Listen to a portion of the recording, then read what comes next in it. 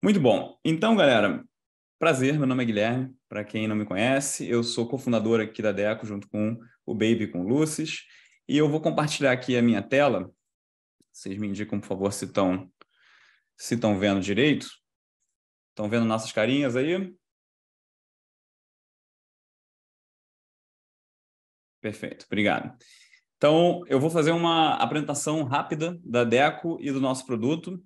Alguns de vocês talvez já tenham visto essa apresentação, então eu vou ser breve. E essa aqui é o nosso deck de vendas e de parceria, né? Como a gente apresenta a empresa. Então eu começo dizendo aqui, primeiro, agradeço muito a presença de todos vocês e o Sextou aqui com a gente, codando. Então, a Deco é feito por pessoas que são experientes em e-commerce. A grande parte da galera se conheceu na Vetex. Eu trabalhei na Vetex de 2012 até 2021, por 9 anos. E a gente lidou por bastante tempo com os desafios de fazer e-commerce para enterprise e, na verdade, para todo tipo de tamanho. E o que a gente viu fazendo isso é, repetidamente, os projetos demoram muito para acontecer, apesar do melhor esforço, né, dos desenvolvedores, das agências. Às vezes demoram de 8 a 12 meses para acontecer, para ir live, né, para go live. E quando eles vão para o ar, estão com uma performance muito aquém do que poderia, né? A gente vê comumente e-commerce com o page speed de 0, 9, 20, 30. É raro a gente ver, infelizmente é raro a gente ver um e-commerce com page speed alto, tipo 90. E, por fim, muitas vezes acaba que o site fica igual para todo mundo, quer dizer, não tem uma personalização de conteúdo por audiência. E isso aqui também é um dinheiro na mesa, né? Vamos dizer assim. Poderíamos ter maior conversão se a gente conseguisse personalizar o conteúdo para cada audiência. Pois bem, nesse contexto, a proposta da Deco é: e se fosse muito rápido construir um site? E se o site, uma vez construído, ele fosse muito rápido, né, para o usuário final? E se o time que gerencia esse site tivesse todas as ferramentas que ele precisa para otimizar e personalizar para cada audiência, tudo no mesmo lugar? E ainda por cima você conseguir se integrar com qualquer plataforma de e-commerce e com qualquer API para construir uma experiência digital que sempre fica com performance alta. Essa é a nossa proposta. A gente cria um layer, uma nova camada, que você poderia chamar de Headless as a Service, que justamente agrega os dados da sua plataforma de e-commerce ou de APIs, bota tudo na nossa plataforma e constrói uma experiência digital que está sendo servida globalmente, com baixa latência e onde você consegue personalizar para cada audiência. Então, o nosso breakthrough tecnológico é se apropriar da tecnologia do Deno. Muitos de vocês já devem conhecer essa tecnologia. O Deno foi criado pelo Ryan Dahl, que é a mesma pessoa que criou o Node.js, para quem não sabe. Ele criou o Node.js lá em 2011, se não me engano, e em 2018 ele saiu do projeto e decidiu fazer uma nova plataforma, um novo runtime de JavaScript, que ele trocou de Node para Deno, né? Como uma pequena piada. E nós usamos esse runtime de JavaScript porque ele tem uma produtividade, uma experiência de desenvolvimento muito legal, muito superior, na nossa opinião, ao do Node. Na verdade, o Ryan fez o Deno para isso, para que fosse uma simplificação e para que fosse mais fácil de desenvolvedores web poderem criar sites rápidos e que rodam, né, distribuídos globalmente. E, aliás, a Deno tem o Deno Deploy, que a gente também usa, que serve os nossos sites da Deco em 34 regiões no mundo inteiro. Então, essa é uma forma de codar que não é nem um server-side rendering típico lá com o servidor, né, na Virgínia, e nem um single page application pesado, cheio de JavaScript, que manda um monte de JavaScript para o browser, né? Não, é um server-side rendering que acontece em um servidor pertinho do usuário. Então, por causa disso, você consegue ter uma velocidade, uma performance muito melhor e também ter a capacidade de personalização. Você não tem que abrir mão de uma coisa pela outra. Vale dizer que é open source e a nossa stack, nosso framework também é open source. E ele é usado, essa nossa infraestrutura, ela também é usada por outras empresas enormes, como Netlify, Slack, Supabase, e serve bilhões de requests por mês. Então, você não precisa se preocupar se o seu site estiver grande demais para a Deco. Pois bem, então, o que a gente está propondo? Que a gente tenha todas as ferramentas que a gente precisa para chegar nesse ciclo de evolução contínua no mesmo lugar. Porque esse é o grande objetivo. Acontece que para você construir isso você mesmo hoje em dia, demora muito. Você tem que conhecer muitas tecnologias, compor muitos serviços e tem um alto custo. Então, na Deco, a gente está construindo um lugar só que tem todas essas etapas, onde os desenvolvedores constroem loaders para pegar dados de qualquer API. Essa API pode ser uma plataforma de e-commerce ou pode ser um outro CMS, pode ser um blog, pode ser qualquer coisa. E eles e elas, constroem também seções, sections. As sections são os pedaços de UI com JSX. Uma vez que esses building blocks estão construídos, agora o usuário de negócio pode compor páginas sem depender do desenvolvedor. Ele pode criar novas landing pages, ele pode botar uma URL nova, ele pode alterar a ordem dos componentes com total liberdade e com segurança. Ele sempre cria um novo rascunho e aí depois promove esse rascunho para a produção de alguma forma, provavelmente passando antes por um teste AB, que é a próxima parte divertida da nossa plataforma, que é você pode criar teste AB e campanhas para qualquer conteúdo que você gerou dentro da nossa plataforma. Então, uma vez que você compôs esse conteúdo numa página, você direciona esse conteúdo para uma determinada audiência e, finalmente, a gente tem o Analytics integrado e o monitoramento integrado que deixa você aprender com essas decisões e aí volta no desenvolvedor e fala, olha, legal, tem uma nova ideia. E se o nosso componente fizesse isso, isso, isso? E aí você entra nesse grande videogame aqui de continuamente otimizar a sua loja. Então, agora eu vou parar aqui a demo um segundo para mostrar a nossa plataforma. Eu assumo que vocês ainda estão vendo a minha tela. Eu vou clicar, eu entrei aqui na nossa landing page e aí eu vou entrar aqui em /admin. E isso vai me levar... já estava até aberto aqui, então deixa eu fechar isso. Isso vai nos levar aqui para a interface principal, né, da Deco.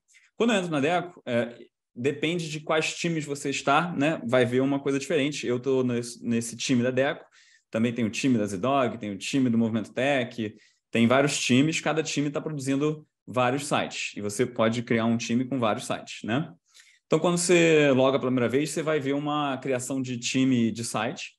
E agora eu vou entrar aqui, por exemplo, na Fashion, que é o nosso site de exemplo, é onde vocês vão começar as POCs de vocês. Quando a gente entra num site, você vê primeiro que esse site está aqui em produção, né? Quando você cria um site na Deco, você ganha uma URL parecida com essa. Talvez para algum dos sites que vocês criem nessa hackathon, não termine com .deco.site, mas aí no futuro todos vão ser upgrades para ter isso. Se tiver deno dev, também não tem problema. Também está na nossa plataforma. Então, isso aqui é um site de e-commerce. Ele usa uma API, as APIs de catálogo da Vetex. Ele está usando aqui uma conta de teste da Vetex, de exemplo. E ele é um site completo, que fecha compra, que bota produto no carrinho, etc. O legal é que ele é extremamente rápido, né? Como vocês podem ver, e encorajo vocês a darem uma navegada aí nesse site. A outra coisa que vocês podem ver aqui é o repositório, que quando você cria o site, você automaticamente ganha o repositório já, todo prontinho, não precisa fazer nada, você só precisa clonar esse repositório e rodar ele na sua máquina. E aí você acessa ele em localhost e pode começar a mexer em todos os componentes, todos os loaders, né?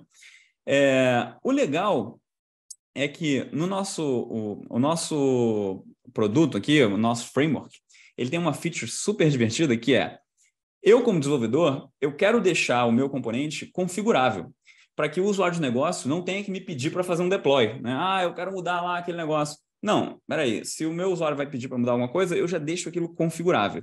Como é que você deixa configurável? Eu vou entrar aqui na library, e na library eu tenho meio que o cardápio de componentes, de sections que estão no meu site agora. Então, por exemplo, essa product shelf aqui é uma shelf que está sendo usada, por exemplo, aqui. Em cada página você pode configurá-la de um jeito, né? Mas o legal você vê que ela tem aqui um title que pede uma string e ela tem aqui um products, que é uma lista de produtos. E como é que o desenvolvedor expressou isso? Deixa eu dar um zoom aqui para vocês verem melhor. Se eu entro aqui em Components, Product Shelf, vocês podem ver que isso aqui é um componente JSX, né? Não tem nada demais. A maioria de vocês já deve ter trabalhado com React, com Next, então é super parecido. Mas o legal o desenvolvedor ele pode exportar uma interface props, onde ele comunica o que ele precisa que o usuário de negócio configure para que ele funcione, né? Então aqui, por exemplo, tem aqui o title string, tem aqui o product array e tem aqui esse number de items per page. E voilá, você não tem que fazer mais nada e esse form aparece aqui automaticamente. A segunda coisa legal que eu queria mostrar é que esse product array aqui tem mais de uma integração, um loader nessa loja que devolve um product array. Então, quando eu clico aqui, vocês podem ver que eu posso trocar, por exemplo, do catálogo da Vertex para um catálogo da Shopify.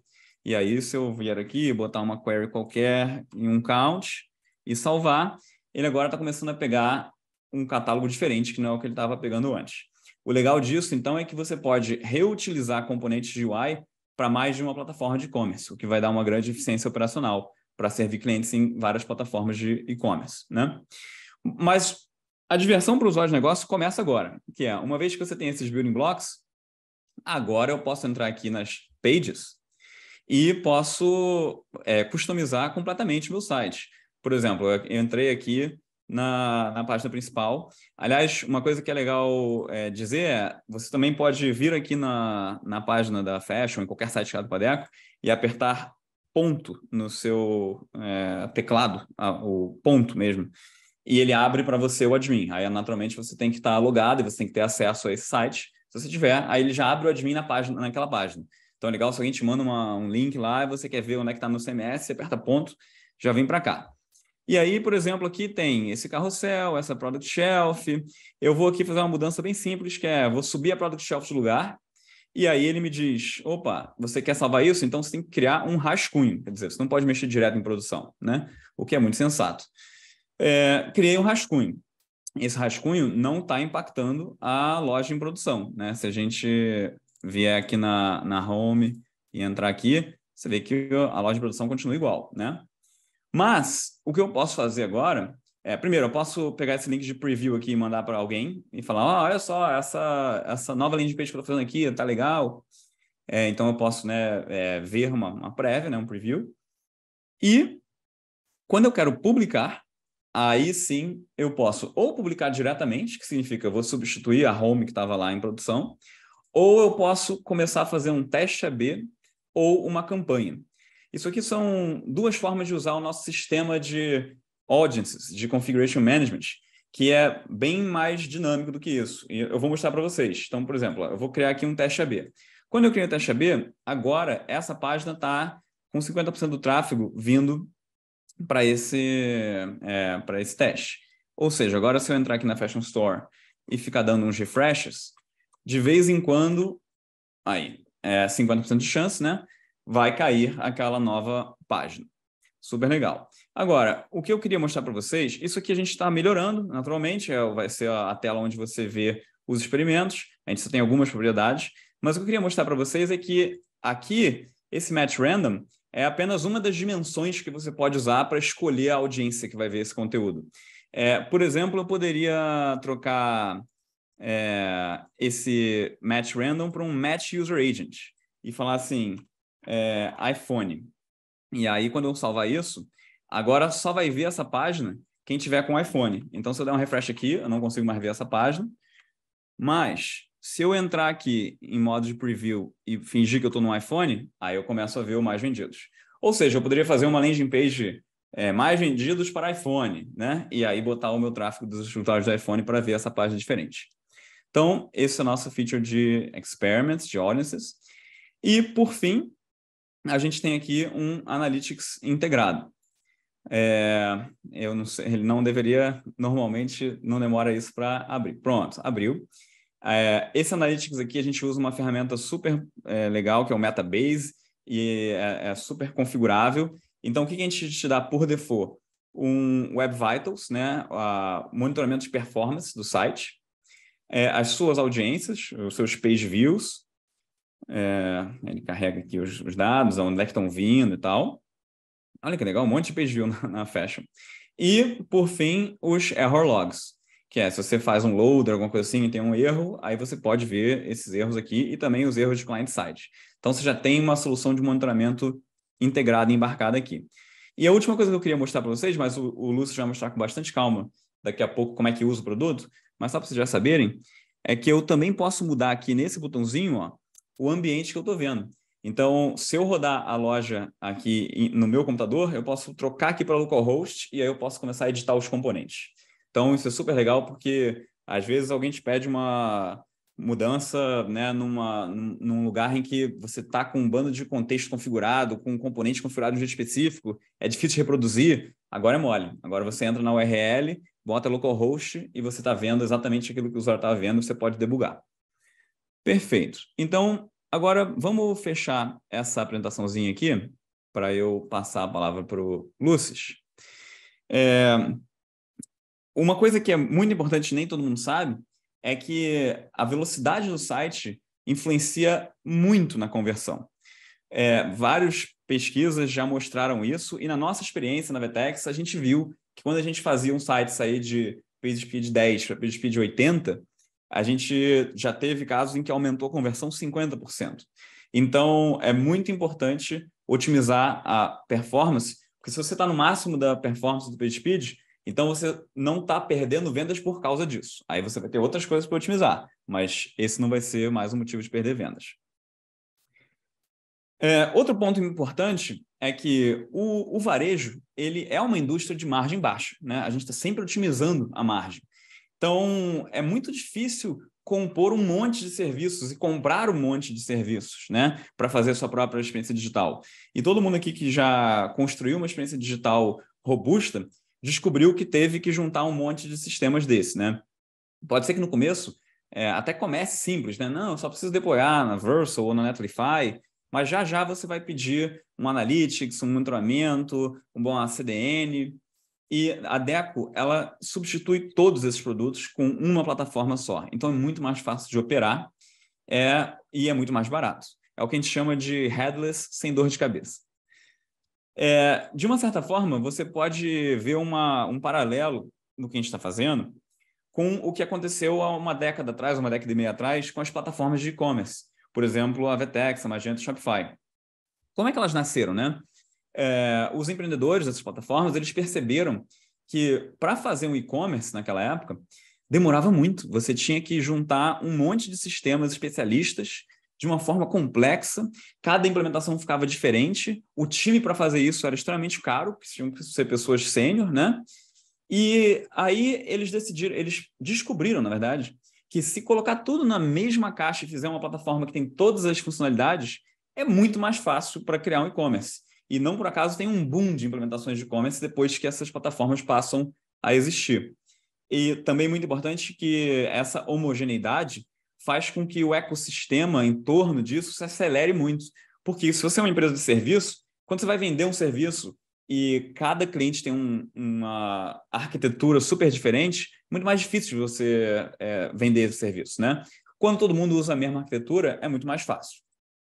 Pois bem, a gente está fazendo algo parecido, mas agora em uma nova camada, né? Os tempos mudaram, as exigências do consumidor mudaram também, e agora, quando a galera vai fazer uma digital experience própria, ela descobre que tem uma grande dificuldade de compor um monte de peças.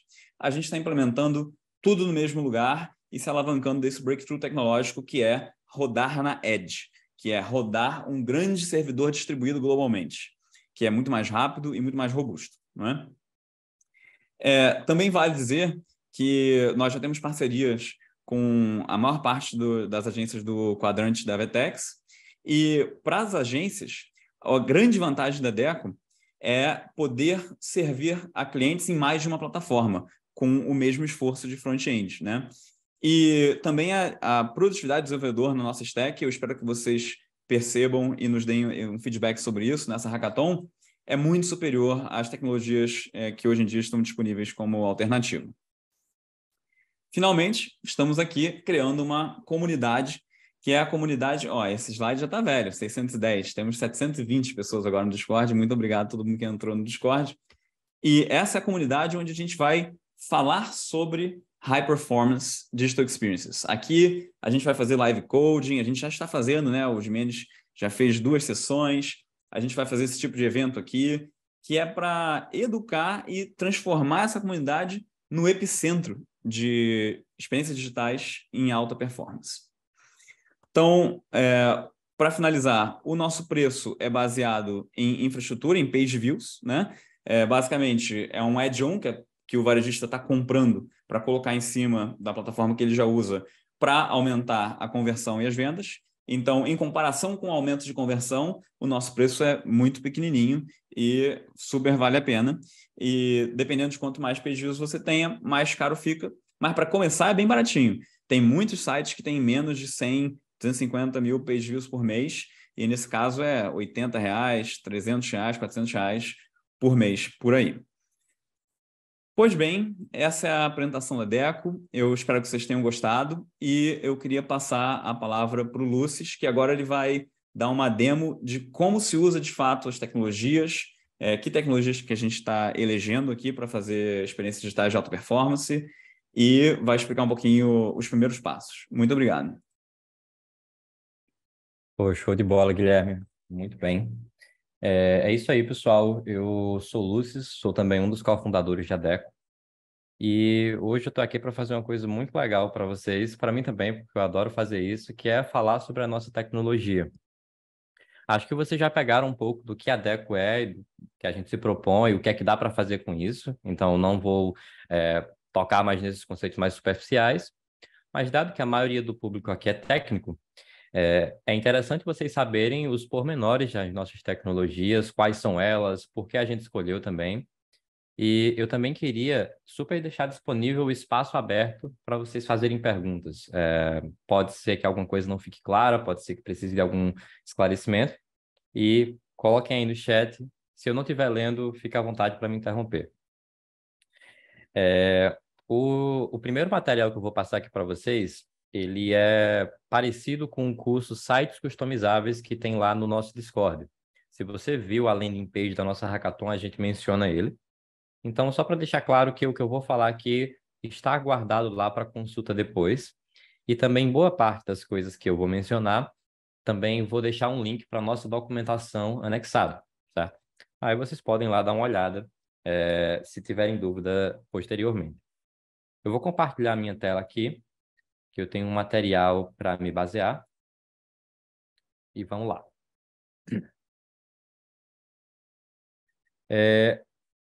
O que eu quero mostrar aqui para vocês, o que vocês vão sair sabendo, é como criar sites na Deco e como criar as customizações desses sites no sentido do código. Guilherme apresentou o conceito de section lá. Ele é um dos principais conceitos e um dos poucos que você precisa assim, aprender. E é através dessas sections que um site na Deco ele é feito. Nós temos aqui o nosso site de exemplo, que é a Fashion, está acessível lá em fashion.deco.site. E ele é composto por várias sections que vocês conseguiram ver lá no admin. E, claro, existe um código por trás dessas UIs que nós vemos aqui. Não só esse código permite que vocês customizem e editem ele. Quando vocês forem criar os seus sites na Deco, vocês poderão escolher esse template e basicamente vai ser copiado tudo que está aqui. Como vocês podem também criar outras sections para componentes que não já estejam descritos. Vamos primeiro dar uma recapitulada no que a Deco propõe a fazer, e aí eu entro nas nossas tecnologias e por que a gente escolheu elas. O ponto principal aqui, na real, eu diria que existem 2 pontos principais. Primeiro é facilitar o desenvolvimento de vocês programando mesmo lá, que a gente tem experiência com as soluções que tem no mercado e entende que esse é um ponto que deixa muito a desejar. Às vezes as soluções elas apresentam uma solução de customização para o usuário de negócio, mas você precisa conhecer muitos conceitos específicos para poder programar aquela UI. Então, você deixa de usar HTML, CSS, JavaScript para criar uma página web e passa a criar numa mini linguagem lá que você precisa meio que reaprender. E, ao mesmo tempo, às vezes essa customização ela não é tão fácil para o usuário de negócio. Existe uma certa personalização, mas ela requer conhecimento básico de código. Às vezes você tem que abrir lá um HTML como usuário de negócio, né? Não como pessoa desenvolvedora, e alterar lá. Então, o que a gente quer fazer é entregar uma experiência boa para vocês que vão lá programar as lojas e também boa para o usuário de negócio. Focando na performance das lojas, que o Guilherme também já mencionou como isso é bem importante. E a escolha das tecnologias que a gente fez foi baseada em cima dessas propostas que a Deco tem. A primeira tecnologia que a gente fala e destaca aqui é o Deno. O Deno ele é um ambiente de execução para JavaScript e TypeScript, já vou falar um pouco sobre ele. O Fresh, que ele é o framework web para o Deno, inclusive é construído pela própria equipe que faz o Deno, o runtime, a linguagem, tudo, o próprio Deno Deploy. Então, é um framework com a filosofia da comunidade Deno. O Twind, que é uma solução para estilização do CSS. O nome dele é parecido com o Tailwind porque ele tem a mesma API, é a mesma forma que você usa. A diferença é que ele tem algumas otimizações para performance e experiência de desenvolvimento. Vocês só vão sentir a parte boa na diferença do Tailwind, mas quem já tem conhecimento do Tailwind vai reaproveitar. E, claro, utilizando isso em cima da Deco para tornar esse desenvolvimento que vocês fizerem customizável para o usuário de negócio. Tanto no sentido de configurar texto e imagens, como também configurar quais dados estão sendo buscados de quais APIs e de qual maneira.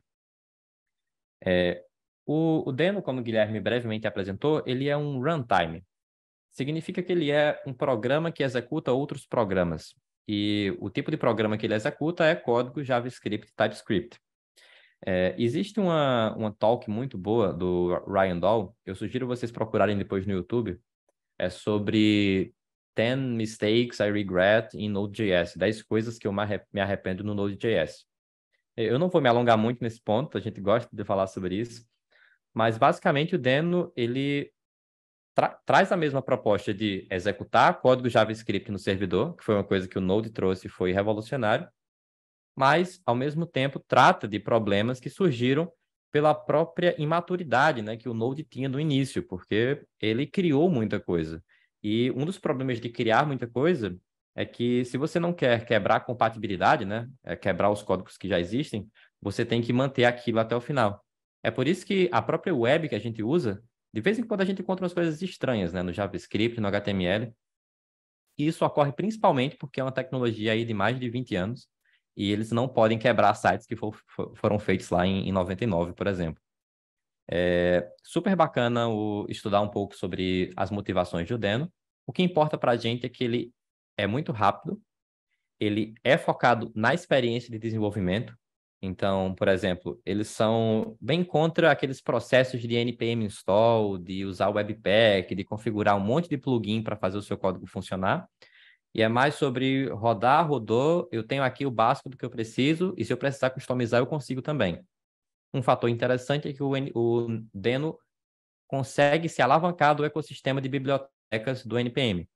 Por mais que a gente não incentive isso, você pode usar qualquer biblioteca do NPM e por executar a mesma linguagem que o Node executa, né, JavaScript ou TypeScript, também não há nenhuma diferença na superfície. O que vocês vão precisar fazer para usar o Deno é instalá-lo na máquina de vocês, que é um comando super simples também. Vai lá em deno.land, que é o URL, e segue os passos de instalação.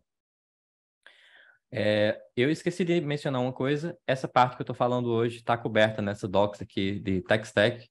Acessa deco.cx/docs e colocar a versão aqui em português. E vocês podem dar uma olhadinha lá com mais detalhe e ter acesso a esses links que eu vou mencionando.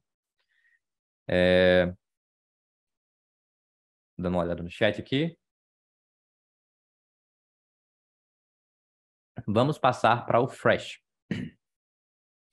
O Deno ele é um runtime de uso geral. Então, por mais que ele facilite muito o desenvolvimento web, você consegue fazer várias coisas com Deno, processamento de imagem, machine learning. Então, ele não se propõe também a resolver cada nuance de como a gente faz uma página web, por mais que parte das premissas deles é facilitar isso. Então, se a gente não quer fazer tudo na mão, que dá para fazer, mas dá muito trabalho, a gente abstrai, né? Como todo engenheiro faz. A gente usa um framework, usa uma coisa que já resolve problemas comuns, que meio que já define certos limites que eu preciso ter, e em troca, o meu tempo, né, para fazer algo diminui. Eu sou acelerado. E esse framework para Deco é o Fresh, que, como eu falei, é feito pela própria equipe do Dan.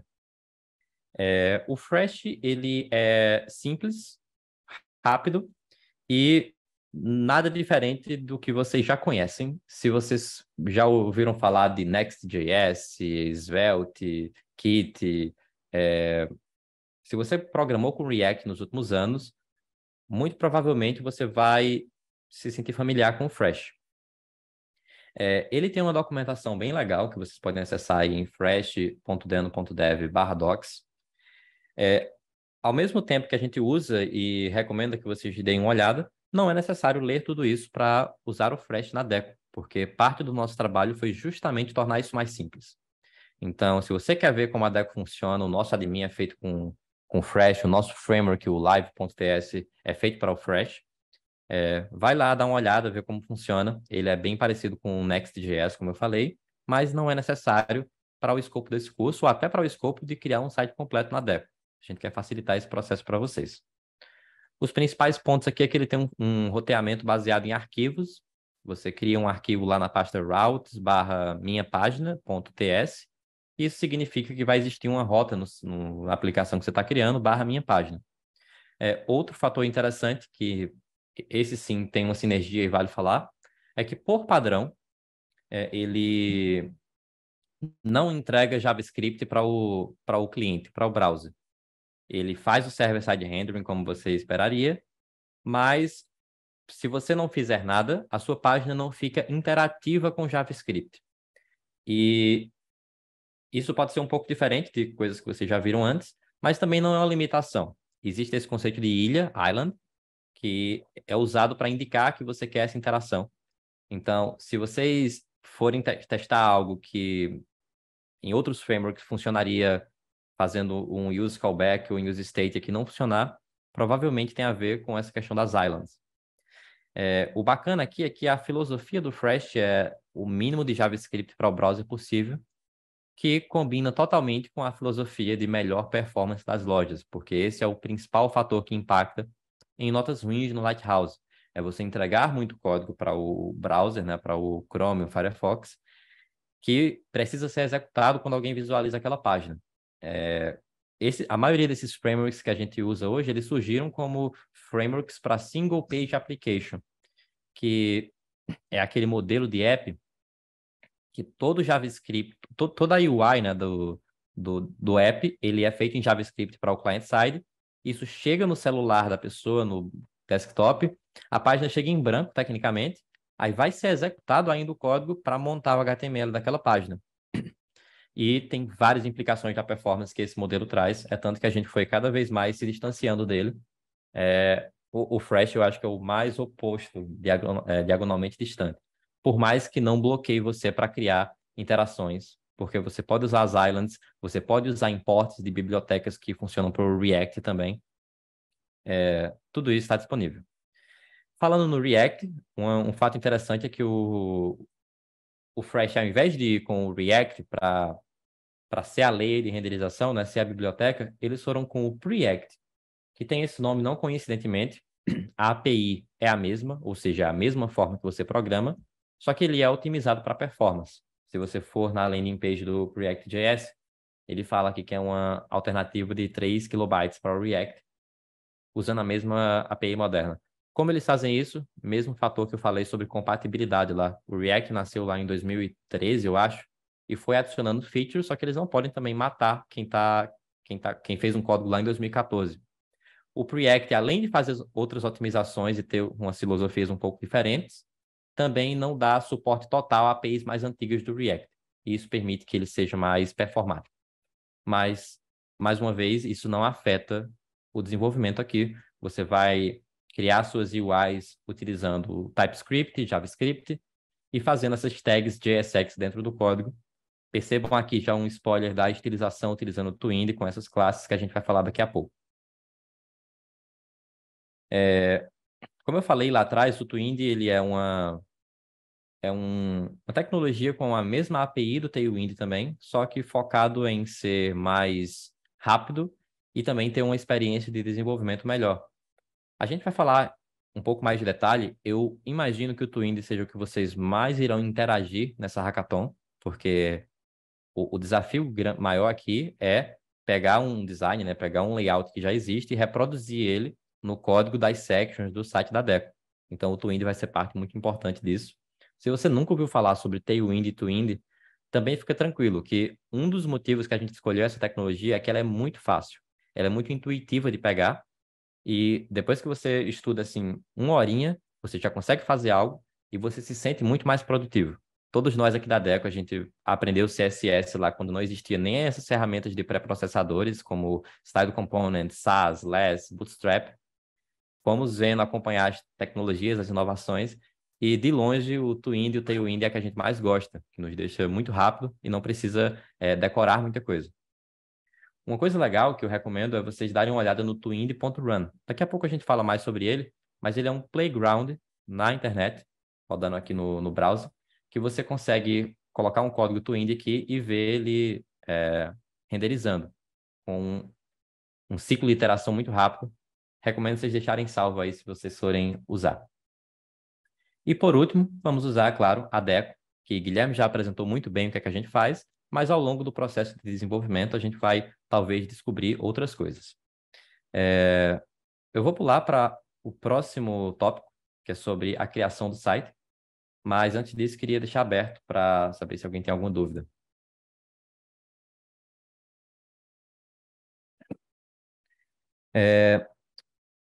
Como é que está a questão do tempo, Baby? Eu queria só... Tá super tranquilo. Tá super Você tranquilo? tem Perfeito. uma hora ainda. Sem uma hora não, tem 40 minutos. Eu tenho um histórico aqui na Deco, gente, de extrapolar o tempo, que eu gosto de explicar as coisas. Então, se notarem que eu estou fazendo isso, por favor, me interrompam aqui, que eu também quero usar o tempo de vocês com sabedoria. Lá no material que a gente descobriu no hackathon, que a gente deixou na landing page do hackathon, existem algumas documentações que vocês podem dar uma olhada. Acho que talvez elas estejam sendo atualizadas aqui. E existe esse tutorial sobre a criação de site. Eu vou deixar vocês fazerem parte disso aqui também, mas vou explicar brevemente como é que funciona esse processo. Para você, de fato, criar um projeto na Deco, você precisa criar um site. Aquele site que Guilherme estava mexendo é um site já criado nosso, né? Mas você pode criar um para você, não existe nenhuma limitação. Tecnicamente, a Deco está aberta para todo mundo usar, a gente só não divulga muito na landing page, mas você pode utilizar esse link aqui, deco.cx/onboarding, e fazer o processo de criação do site. No documento existem mais detalhes aqui de como isso funciona, mas eu queria ressaltar para vocês um fator interessante. Aquele site lá que a gente usa, o Fashion, tem um atalho meu que quando eu estou com o zoom ele faz outra coisa, só um minuto. Como o Guilherme falou, ele utiliza as APIs da VTEX, é um site que utiliza como back-end aqui do e-commerce a VTEX e, por consequência, precisa utilizar uma conta da VTEX. A conta que a gente usa aqui é uma conta de testes. Ela tem esses produtos, essas categorias, e é super legal para o nosso caso de uso, mas para o desafio do Hackathon, a gente quer utilizar o catálogo da conta que vocês escolheram. Então, muito provavelmente, vocês têm uma URL aí e vocês querem utilizar os produtos dessa conta, o que é totalmente possível porque a API da VTEX é pública, a API de produtos, pelo menos, né, que faz isso aqui acontecer. E existe um material lá na documentação que é sobre a conexão com a VTEX. E essa parte que talvez demore um pouquinho para entender ou talvez de algum problema, eu queria deixar claro que vocês têm os mentores disponíveis para quando isso acontecer. Mas aqui nessa documentação, você pode ir lá em decocx/docs e clicar em Conectando com VTEX, você vai entender como é que faz esse processo. Eu vou fazer aqui com vocês, então não se preocupem. E se você não sabe o account name, a gente também tem uma seção aqui mostrando como descobrir, certo? Quem quiser se adiantando pode ir vendo esse material, mas quando a gente terminar esse curso, eu vou fazer todo o processo de criação de site e configuração de uma conta VTEX, falando também das nuances que podem acontecer. Existe uma questão aqui de qual API a gente usa na VTEX, eu vou explicar tudo isso. Então, após a criação desse site, que vocês podem fazer aí agora, se quiserem, inclusive, não precisa esperar para o final, você vai ter um repositório lá no nosso GitHub. Eu vou acessar aqui um de exemplo, como a Fashion, e um deploy também, que pode ter uma URL como essa, pode ter outra URL do den.dev. E é dentro desse repositório que vocês irão propriamente trabalhar o hackathon. A gente recomenda, claro, que você crie o site com um nome razoável, de acordo com a loja que você escolheu. E após eu ter finalizado o processo de criação, eu já posso acessar esse repositório e clonar ele na minha máquina, certo? O repositório ele vai conter todo o código que renderiza aquela loja, pelo menos os códigos das sections locais. Eu vou explicar um pouco de outras coisas que a gente pode fazer também na Deco daqui a pouco, mas basicamente esse é o repositório que vocês vão mais interagir aqui na Hackathon. E também tem um deployment público na internet que vai ser usado para vocês compartilharem a loja ao longo da Hackathon. Mostrar como estão fazendo, mostrar algum trabalho intermediário. E eu vou também explicar como é que isso funciona. Antes de eu passar para o próximo tópico, que é sobre as sections, eu queria perguntar se alguém tem alguma dúvida. Também tomar uma água aqui.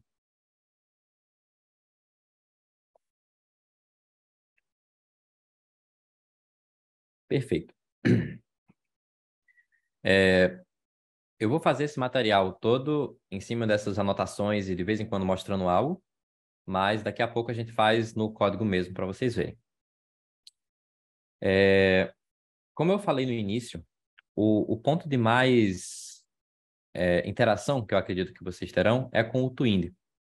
E eu vou explicar um pouco sobre ele, mas numa ótica de quem nunca ouviu falar antes. O conhecimento requerido aqui é básico, é só saber HTML e CSS, como é que eles se interagem. Eu mostro um exemplo aqui, inclusive.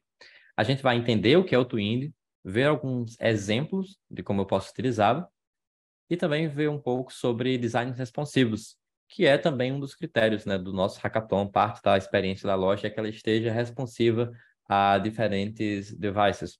Inclusive, uma coisa que não sei se vocês já prestam atenção, mas eu recomendo vocês prestarem, é que muito provavelmente o usuário médio do site que você está desenvolvendo acessa ele pelo celular.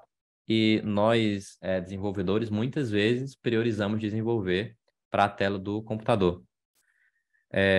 E, claro, quando você está fazendo isso, você não está priorizando o seu usuário. Então, eu recomendo vocês prestarem atenção. Um hábito que eu gosto muito é sempre fazer os desenvolvimentos mobile first, né? Você começar com a versão mobile e depois ver como é que fica na desktop. Em geral, fica até mais simples, que você não tem que comprimir as coisas. Você tem só que distribuir elas. Geralmente é mais fácil.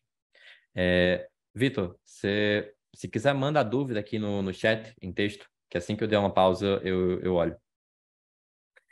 E vamos lá. Passando por cima de várias histórias da web, a gente tem as duas linguagens que são base da tecnologia, que é o HTML e o CSS.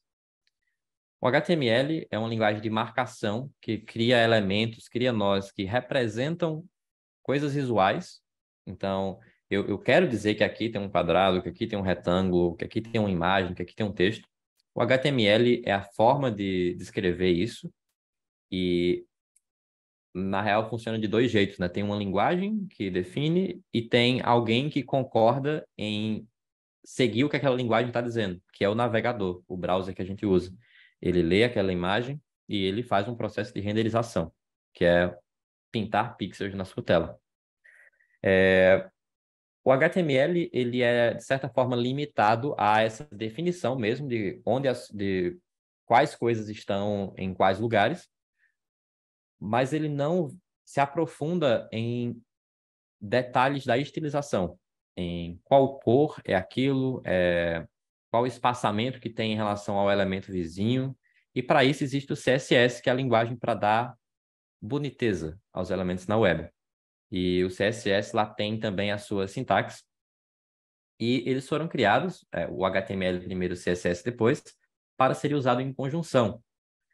Através de algumas propriedades especiais do HTML, como a propriedade class ou a propriedade ID, você pode referenciar alguns elementos do HTML em um outro arquivo CSS e dar algumas direções de como ele deve ser desenhado na tela.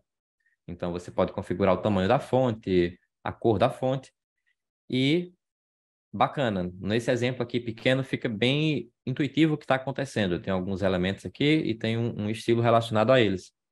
Só que para grandes projetos, e quando você vai evoluindo no seu desenvolvimento, essa forma de trabalhar ela termina ficando confusa. Você não consegue mais se ambientar qual classe eu coloco para esse elemento, você começa a repetir muito estilo, você começa a se perder um pouco no código porque você troca entre dois arquivos, e além de ter implicações na performance do site. Por quê?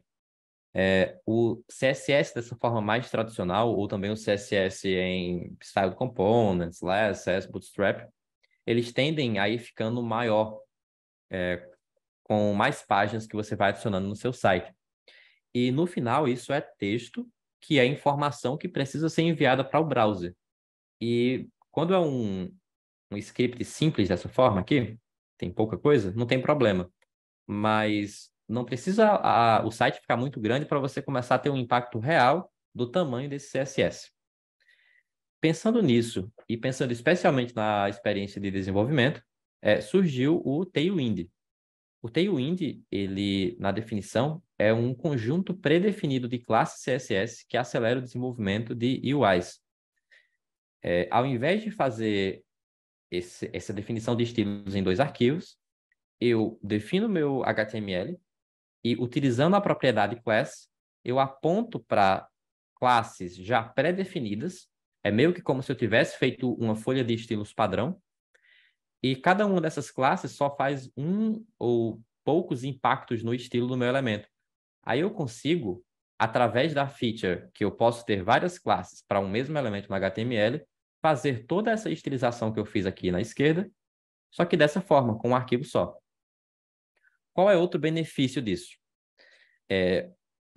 O Twint, ele, quando é usado no site do Fresh, ele consegue, inclusive, identificar quais classes estão sendo utilizadas e só enviar o CSS desse conjunto muito específico. Isso otimiza a performance, é super legal, porque você não paga por algo que você não está utilizando, no sentido de banda, né, de dados. E, ao mesmo tempo, se eu fosse utilizar todas as classes possíveis que o Tailwind ou o Twin tem, também não é muito grande, porque eu estou limitado pelo conjunto de classes que eles definem. Ao contrário de outras estratégias, que eu vou sempre aumentando o tamanho do CSS enviado. É bem bacana as motivações dessas bibliotecas, elas não foram... O Tailwind não foi a única que surgiu assim. Eu recomendo vocês darem uma olhada na landing page deles, que ela é bem explicativa, e bem bonita também, porque faz um preview assim, em real time de como é o código Tailwind, como é que ele fica na página. Tem vários testemunhos de pessoas, criadores de conteúdo, de pessoas importantes da comunidade que adoram Tailwind. Tem os exemplos interativos aqui que você pode ver. E uma coisa bacana também é que, diferente de outros estilos, as UIs que são feitas com Tailwind não ficam todas se parecendo umas com as outras. É um fenômeno que a gente viu quando surgiu o Bootstrap, acho que em 2014, 2012. Muitos sites começaram a se parecer, porque a mentalidade e a filosofia do framework era em cima disso. Com o Tailwind, não. Eu posso fazer coisas bem diferentes. Tenho aqui um exemplo até de um componente para e-commerce, tudo utilizando Tailwind, mas você pode ver que cada um tem uma vibe única. Uma coisa bacana também é o suporte à responsividade, utilizando um serviço aqui, uma API de prefixos, você pode facilmente criar layouts que se adaptam à tela do usuário. E também existem várias outras features interessantes, como interatividade, que eu vou mostrar para vocês daqui a pouco. Dito isso, o Twindy em específico, como eu falei, deixa eu voltar aqui para minha página. Ele é uma solução menor e mais rápida para Tailwind, e é o que o Fresh suporta por padrão, então é ele que a gente usa aqui na Deco. É super bacana que os nossos templates são feitos com o Twindy, então todo o código que está aqui, que vocês irão receber, vocês podem usar já e podem copiar. E podem também entender como é que funciona, né? Você vai ver que cada um desses elementos, ele tem lá o conjunto de classes definindo o seu estilo. E você pode brincar com essas classes aqui, desabilitando elas, por exemplo, e testando como é que a UI fica. E é isso. Pode estar parecendo muito abstrato. Eu vou agora entrar para alguns exemplos práticos de como fazer, de fato, uma UI, de como ter um output, um efeito, utilizando as classes lá. Antes disso, alguém tem alguma dúvida? O Vitor falou que só esbarrou no raise hand. Show de bola. A Vamos gente lá. recebeu uma dúvida aqui no... Eu acho que o brasileiro já está endereçando, mas do Nical no Discord. Se puderem demonstrar ou explicar as melhores formas de debugar código com o localhost da Deco, seria bacana. Principalmente a parte da visibilidade das states, etc., sem utilizar o console.log. Mas, Show de enfim, bola. acho que isso pode ficar com o mentor, ou você pode dar um overview sobre esse debugging no localhost no final. Perfeito, perfeito, Levi. Obrigado. Entendendo agora as vantagens e as motivações do Twindy, vamos lá passar para uns exemplos de como é que se parecem essas classes padrão que eles definem. A ideia delas é que sejam semânticas, ou seja, que tragam um significado no seu nome, e é isso que facilita o desenvolvimento, né? Que você não precisa lembrar de uma coisa muito específica. Como a gente precisava quando nós mesmos tínhamos a responsabilidade de criar o nome da classe. Aqui não, quando eu leio a classe, dependendo da abreviação, né, que a gente vai se acostumando, eu consigo entender o que ela está indicando. Eu trouxe aqui alguns exemplos baseados em grupo. Esse primeiro grupo é o grupo de texto. Como é que eu altero o texto utilizando as classes do Twindy? A classe TextWrite, ela faz o alinhamento do texto à direita. Por consequência, a TextCenter faz alinhamento do texto ao centro. Se eu quiser trocar a cor do texto, eu faço text também, tracinho, o nome da cor de um conjunto pré-definido de cores que o Twindy oferece. Aqui, por exemplo, eu usei esse Red 900 e no final isso gerou que aquele elemento vai ter essa cor aqui específica. Daqui a pouco a gente vê um pouco sobre essas cores, que é bem legal esse processo, inclusive a gente se alavanca disso aqui na Deco. Mas vamos avançar. Para definir o tamanho da fonte, a gente tem esse text LG, que significa large, e quando vocês verem esses prefixos aqui, eles se referenciam a um conjunto pré-definido de tamanhos que o Twindy define, que o Tailwind define também, que funciona nessa escala aqui, ó. Pode parecer meio críptico, mas isso são só abreviações para nomes em inglês que fazem mais sentido. O SM é uma abreviação para small, que é pequeno, o MD para medium, que é médio, o LG é para large, que é largo, grande, o XL é o extra large, que é o maior ainda, e o 2XL é maior ainda dentre eles. Eu acho que também vai mais para baixo, de 4, 6XL. Toda vez que você tiver uma propriedade que ela define tamanho, em geral ela vai ser definida com esse conjunto de opções. Isso funciona para outras coisas também. A gente tem aqui o font bold para definir uma fonte mais negrito e o underline para definir o texto underline. Layout. Esse aqui é bem interessante e é um dos pontos que gera mais dúvida, porque especialmente no CSS tem muitas formas de fazer layout. As APIs que a gente usa hoje, mais modernas, elas não são muito antigas, então muita gente não aprendeu exatamente essa ou aprendeu outra forma. E pelo fato de ser possível fazer a mesma coisa de várias maneiras diferentes, fica confuso. Eu, pelo menos, achava confuso quando eu comecei a aprender sobre Flex e Grid. O bacana é que o Tailwind ele dá suporte à maioria das APIs de layout de CSS, em especial o Flex e o Grid. E você usa eles através de algumas dessas classes aqui. Parte importante da definição do layout é a definição da largura, né? Em geral, a gente define a tela muito mais pensando em como utilizar o eixo Y. Então, a largura de width a gente define com o prefixo W. E tem algumas formas de definir esse width. Tem uns shorthands, uns atalhos para eu definir algo comum, por exemplo, W-full e também H-full, H de height, altura, definem o width como 100%. Então, ele ocupa 100% o elemento pi. O width e também outras propriedades que demonstram espaço utilizam uma escala de números que o Tailwind oferece, que você pode customizar, mas se você vê um W-2, W-3, W-4 no código de exemplo da Deco, não significa 2 pixels, significa o número 2 numa escala pré-definida. Essa escala, ela tem uma origem aí nos design system, né, de como os designers fazem as interfaces, porque ela representa o número de pixels múltiplo de algum número específico. Está muito confuso? Basicamente, quando você propõe usar esse conjunto de tamanhos, você meio que está dizendo que os seus tamanhos sempre vão estar proporcionais entre si. Antes a gente fazia muita coisa, né? De colocar, bota 15 pixels aqui, bota 13 pixels aqui, e às vezes isso cria uma interface que ela não é consonante, ela não se conversa. E essa escala é para meio que ajudar nesse ponto. Uma coisa interessante que eu já escutei do próprio criador do Twin é que ele se arrepende um pouco disso, que terminou ficando mais confuso do que deveria ajudar.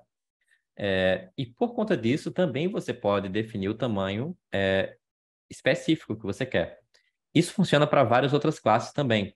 Se você tem uma classe como W, -2 e -full, se você não quer utilizar isso pré-definido, você pode abrir colchetes, fechar colchetes, e dentro desses colchetes, você coloca exatamente o valor que você gostaria de colocar no CSS. E aqui você pode colocar calc, porcentagem, rem, pixel, tudo que é medida, tudo que é propriedade customizada, você pode colocar aqui. Funciona para outras coisas também. Então, sempre tem esse escape hatch, de certa forma. Se você não consegue achar a classe específica já definida, você pode abrir colchetes e ser mais livre lá. Depois de eu terminar esse grupo aqui, eu dou uma olhada nas perguntas. A API do Flex é bem bacana.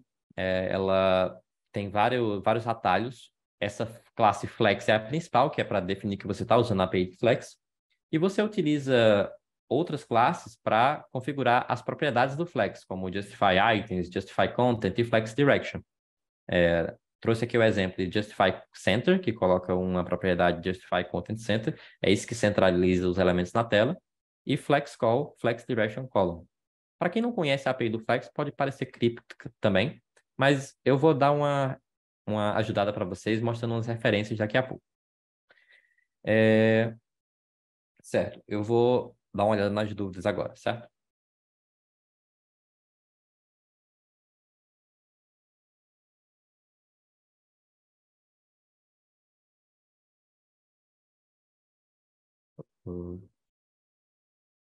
Ok, muito bom. Sobre testes unitários, pelo menos agora, a gente não incorporou muitos testes unitários nos nossos componentes, porque, em geral, eles têm só o intuito de renderizar UI. Uma das filosofias que a gente tem, vocês vão notar isso na Fashion, é que a quantidade de JavaScript é muito pouca. Então, você pode fazer lá aqueles testes de como a UI é gerada, né? Mas a gente está evoluindo tanto ainda que não valeria muito a pena. Muito E vale provavelmente... dizer que o Deno tem o próprio rodador de testes nativo dele, né? Isso, total. Como eu falei no início, uma das coisas que o Deno quer resolver, ao invés de você ter que decidir qual biblioteca vai instalar, ele já fornece para você. Então, se você for lá em Deno Test, tem todo um material sobre isso que vocês podem utilizar. O site é de vocês, então não tem uma limitação da Deco, mas pelo menos por agora a gente não está entregando esses testes. Sobre as propriedades customizadas, eu respondi parte disso com o colchete aqui. Você pode sempre abrir colchete quando tem um especificador, né? A propriedade, tracinho, o valor que ela fica, como W-2. Você pode abrir colchetes e go crazy lá, colocar o que você quiser em qualquer unidade que você quiser. Mas daqui a pouco eu vou mostrar também outra forma que você consegue fazer coisas mais específicas. Você comentou sobre animations, que a Fashion tem algumas animações, mas também existe suporte em animations no Twindy. Não é tão profundo, até porque é uma API mais complicada, mas para algumas coisas simples dá para usar o que eles já oferecem. Vamos lá. Coisas interativas como status para hover. Se eu quero aplicar um estilo diferente quando o usuário coloca o mouse em cima de algum elemento, eu uso esses prefixos aqui, como, por exemplo, o prefixo hover. Existem várias opções que vocês podem ver, como Focus, Active, Disabled e outros mais. E funciona assim. Coloca o prefixo, 2 pontos, e aqui você coloca qualquer classe que a gente já viu lá. Pode colocar hexadecimal de cor? Pode sim. Só abrir o colchete e colocar hexadecimal de cor. Só que sugiro usar isso em casos muito específicos. Em geral, você quer uma definição mais global de cores. Também vou mostrar daqui a pouco como é que a gente faz. Isso pode ser feito dessa forma. Se vocês forem olhar no código da Fashion também, vão ver que existem essas interações, né? Às vezes eu dou hover aqui, fica underline. Se vocês derem um inspecionar aí, podem dar uma olhada como é que isso funciona. Responsividade. Eu comentei por cima falando da API do Tailwind. Também funciona com essa questão dos prefixos. Você cria uma classe com um prefixo específico e essa classe só vai se aplicar para telas de tamanho específico. O que é que a gente recomenda, o que é que o próprio Tailwind recomenda? Faz seu design pensando que você vai fazer para a menor tela que você quer suportar. No caso, o celular, muito provavelmente que a gente quer fazer. Então, você faz as classes todas pensando no celular, e daí você utiliza essas classes de breakpoints. Por exemplo, a classe MD significa eu só vou aplicar esse estilo quando a tela do usuário que estiver vendo tiver pelo menos 768 pixels de largura. Por ser limitado embaixo, né? Tipo, ela define pelo menos isso, faz mais lógica você construir a base da tela menor e aí utilizar esses modificadores para quando a tela ficar maior e você precisar reajustar os elementos. Se vocês forem verificar, é assim que a Fashion é feita também, então muitas coisas que vocês herdarem vão estar assim. E sobre as classes, essa é uma boa revisão. Tem muito material na internet sobre o Tailwind que vocês podem procurar. Vocês podem também testar, né, naquele Tailwind Run aqui. Daqui a pouco a gente pode dar uma olhada nisso. Para finalizar essa parte do Twindy, eu vou falar sobre as configurações, que elas ficam num arquivo chamado twindy.config.ts, que já está, que já foi inclusive comentado, né, no chat aí. E é nesse arquivo que eu faço a configuração do meu projeto Twindy. E tem coisas bem interessantes aqui. A principal, a que todo projeto tem, é a definição das cores. Como eu falei no início, nós queremos ter uma consistência de cores nos nossos projetos. E quando você cria uma loja lá, você vê o design de uma loja, perdão, muito provavelmente existe uma certa uma cor primária, um uso conjunto de cores em diferentes elementos. E ao invés de você definir aquela cor para cada um dos componentes HTML, o que você pode fazer é definir essa cor aqui, colocando o nome desejado, como primary ou qualquer outra cor, e colocar o seu código hexadecimal aqui. A partir de você fazer isso, todas as classes do Tailwind que afetam propriedades que precisam de cor, como, por exemplo, background, que coloca a cor de fundo, text, que coloca a cor do texto, border, que coloca a cor da borda, começam a funcionar com essas cores também. E isso facilita muito o trabalho para você não ter que ficar copiando ou lembrando da cor várias vezes. Uma coisa que está aqui em cima que é bem legal é que se você sentir que alguma classe não é suficiente para o seu caso de uso, você pode criar uma nova classe e utilizar um CSS em JS aqui, que é abrir um objeto e definir o CSS que você quer que seja aplicado quando aquela propriedade é usada. Dá para fazer isso juntando outras classes do Twindy, dá para fazer isso também com esse objeto aqui, fazendo da forma que você quiser. Se vocês olharem o Twindy Config, vão ver que existem outras configurações sobre como a fonte usada no projeto e quais são os tamanhos dos breakpoints específicos. Se vocês forem também em twindy.dev /configure e theme, eu acho.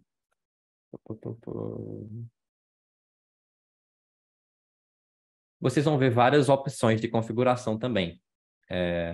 Eu acho que tem esse link em algum local aqui. Vou deixar aqui.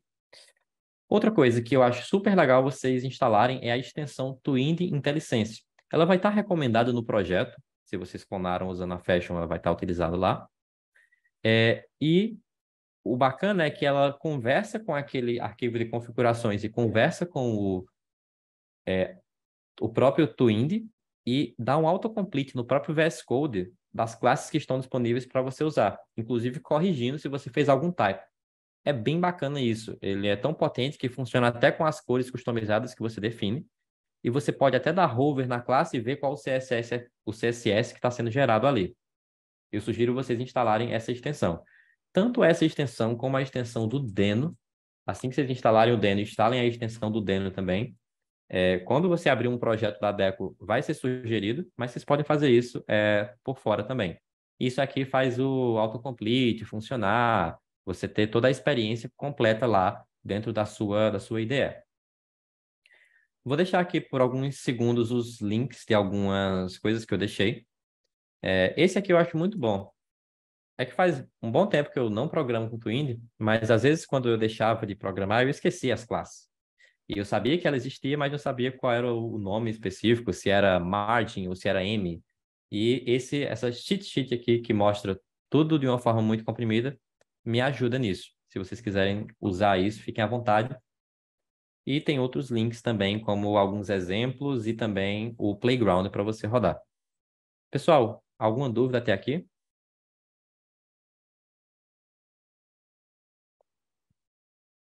Perfeito. Esse tópico era o que eu gostaria... Lucis, Sim. só um ponto importante. Seria legal você tá, aliás, uma pergunta. Você está considerando passar pelo setup da loja também, da fashion, do account name, do lado da moeda, essas coisas? Porque acho que a galera pode ter dificuldade de fazer isso. Estou sim. Esse ponto aqui específico eu queria dar mais atenção, que a gente ainda não fez uma documentação muito extensiva sobre ele. A criação de section, que é o tópico daqui a pouco, eu posso passar mais rápido, porque vocês podem ver a documentação e a gente vai fazer live. Mas o que eu gostaria de ressaltar é mais esse processo de criação da loja mesmo. Tranquilo? A gente tem mais 20 minutos? Temos. Perfeito. Luan perguntou quais são as extensões. Existe a extensão do Deno, que você pode ir lá no seu VS Code, né? Vou acessar aqui um projeto. E aqui em Extensions e buscar Deno, vai ser fácil de achar. E também tem essa Twindy IntelliSense, que... Deixa eu ver se eu acho aqui.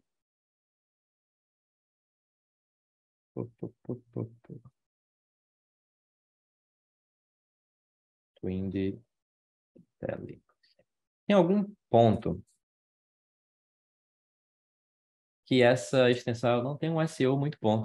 Não é a primeira vez que eu não acho ela aqui.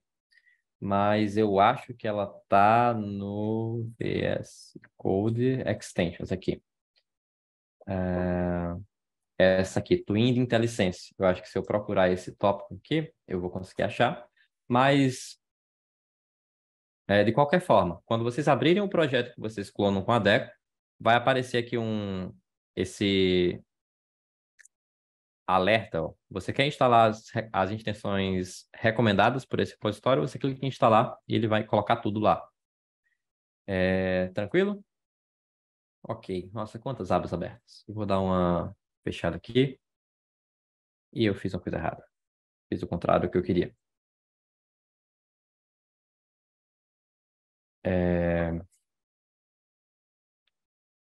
Perfeito, pessoal. Vamos lá agora sobre entendendo sections. Sections são os building blocks para um site da Deco. De fato, elas são implementações de componentes de UI que podem ser customizadas 40, que podem ser customizadas por usuário de negócio. E vocês podem dar uma olhada nessa documentação também, que explica um pouco mais dos conceitos de uma section, certo? Vai lá no /docs, conceito section, e peço para vocês darem uma olhada. Além de mostrar o que é que são, temos aqui uma receita e um tutorial, que é basicamente o que a gente vai cobrir aqui hoje. Eu vou fazer aqui na prática, mas também é boa parte do que vocês irão fazer ao longo da Hackathon. Vamos lá. Vou passar rapidamente mais uma vez, sem tocar no código, só para mostrar como funciona, como é o processo de criação de uma section, e logo passo para a criação de um site. E a gente vê isso na prática. As sections, elas são componentes de UI com JSX que representam uma seção em uma página, podem ser configuradas por usuários não técnicos. A gente viu exemplos de shelf lá como carrossel, como a product shelf. Elas podem ser definidas dentro do seu projeto na pasta /sections. O que você colocar de arquivo dentro dessa pasta /sections, sendo feed direto, né, sem criar pastas no meio, é considerada uma section local para o seu projeto. Podem ser configuradas através das props. As props que nós já conhecemos como para quem programa React. E a forma que essa configuração acontece vai depender do tipo das props que você define com TypeScript. Por padrão, é o que a gente vai utilizar aqui na Deco para entender como é que aquela section pode ser configurada. Após a definição disso aqui, que ocorre dentro do repositório, que ocorre por vocês, lá dentro do admin da Deco, vocês vão conseguir fazer o que Guilherme fez na demo, que é testar as configurações, alterar as props, salvar e também utilizar aquilo nas páginas, que é de fato o que compõe um site na Deco. Para criar uma section é muito simples. Eu crio um arquivo .tsx lá na minha pasta sections e eu faço um export default de uma função, do componente que eu vou criar. Se vocês não são muito familiares com isso, eu também não vou me aprofundar muito nos funcionamentos básicos de React, mas é super ok, eu acho que vocês pegam rápido e tenham o acesso aos mentores, que vocês podem perguntar isso também, certo? Mas eu vou supor que vocês já têm uma ideia básica. Aqui embaixo, na própria implementação, eu vou fazer o meu markup, né, o meu HTML com o Twilio. Aqui em cima, eu vou definir o tipo das minhas props, utilizando o TypeScript. E existem alguns tipos especiais que vocês podem dar uma olhada melhor na parte de seções personalizáveis aqui, que eu acabei de ver que não está um link legal. E você recebe essas props e usa elas no seu código como você usaria normalmente. A ideia aqui é que é super simples para você, nada muito diferente do que quem desenvolve com React. E a gente consegue extrair essas informações e mostrar lá na UI. Depois que você criou essa section aqui, você roda o comando para executar o projeto, né, que a gente vai rodar daqui a pouco. Vai acessar o admin para o site que foi criado. Vai selecionar o localhost aqui no seletor de ambientes para que o admin consiga ver essa section que foi criada, já que ela só está no seu computador até agora. E ela vai ficar disponível para edição aqui no admin. De acordo com as propriedades que você exportou lá, você vai ter um formulário aqui para fazer essa edição. E na direita você tem uma pré-visualização de como isso é renderizado. Se não está claro como isso está funcionando, não se preocupe, a gente vai fazer isso aqui na prática. Eu vou tanto mostrar como estão as sections de um projeto atual, como criar uma nova section para vocês. Vamos lá. Esse tópico que eu vou iniciar agora, ele vai ser o que vocês vão fazer para criar o site na Deco. Então, é bem importante que, se tiver alguma dúvida ou se não ficou claro, me avise. Depois que você logou na Deco, você pode aqui acessar o seu time e criar um site, ou você pode acessar aquela página /onboarding que a gente coloca nos tutoriais. Tem o mesmo efeito. E para criar um site, a gente só precisa de duas informações. O nome do site, que é um estilo de slug, você coloca aqui o nome, ele propõe um URL de como o deploy vai ficar. Eu vou colocar aqui Hackathon. Será que dá certo? E eu vou selecionar o template para esse meu site. Todos vocês devem escolher esse template aqui, que utiliza a Fashion, que utiliza todo o arcabouço de e-commerce que a gente já apresentou. consigo sim compartilhar o Excalidraw. Na real, todo esse conteúdo aqui você pode dar uma olhada lá no Discord, ó, acessando sites customizáveis. Tem um vídeo para cada uma dessas sessões, com mais detalhes que vocês podem ver com mais calma. Eu vou clicar em começar novo e vai começar um processo de criação do site, que envolve configurar o repositório que vocês vão utilizar dentro da organização da Deco. Vocês não precisam criar o repositório. E também configurar o deployment que torna aquele site acessível na internet. E vai ser através desse deployment que a gente vai compartilhar entre nós os sites que estão sendo criados. E também uma coisa super legal que é ver o deploy preview para o trabalho que vocês estão fazendo. Aqui nessa home temos algumas informações sobre o meu site. Tem outras informações que elas são carregadas on demand, demoram um pouco mais, mas vão aparecendo aqui, como o screenshot e o page speed. E, bem importante, eu tenho essa seção de contribuidores aqui que eu posso convidar para o meu repositório. O repositório foi criado aqui no DecoSites, de acordo com o nome do site que eu criei. E ele tem um README aqui que também recomendo vocês darem uma olhada. E para escrever naquele repositório, eu preciso ou ter logado no GitHub e ter criado esse site na minha conta, ou ter sido adicionado a um time que tem esse site. Quando eu criei esse site aqui, através do fluxo de onboarding, eu criei também um time com esse mesmo nome. Então, provavelmente, eu vou ter um Lucis Team aqui. Desculpa, não é com o mesmo nome, é com o nome baseado no meu usuário. E se vocês estiverem trabalhando em grupo, decidam aí quem vai criar o site. Aí uma pessoa cria o site e o time, e essa pessoa fica responsável por adicionar as outras nesse time. Isso pode ser feito através desse painel de editar o time aqui. Você pode colocar os e-mails dos membros aqui e clicar em adicionar. A gente está melhorando esse fluxo ainda, mas o que é que vale falar? Esses e-mails, eles devem ser de usuários que já logaram na Deco. Se você logou com o Google, é o e-mail que você logou com o Google. Se você logou com o GitHub, é o e-mail primário do seu GitHub. Acessa lá o seu perfil no GitHub e verifica qual é o seu e-mail primário e passa para o colega de time. Aí ele pode adicionar aqui. Se vocês precisam adicionar alguém, porventura, ao site específico, também é possível utilizar lá essa feature de convidar as pessoas para o repositório, que funciona automaticamente. Vamos lá. Após o repositório disponível, eu vou clonar ele na minha máquina. Vou usar aqui o SSH e fazer um git clone. Vou acessar, abrir o código no VS Code, que deve sugerir algumas extensões aqui, caso vocês não tenham instalado ainda. Como esse exemplo. Está aparecendo para mim porque tem uma que eu não instalei, eu acho, mas a gente faz isso depois, vocês podem instalar. Eu vou mostrar um pouco como é que o código se apresenta aqui, mas uma coisa bacana é que eu posso rodar o comando deno task start, contando que eu já instalei o deno antes.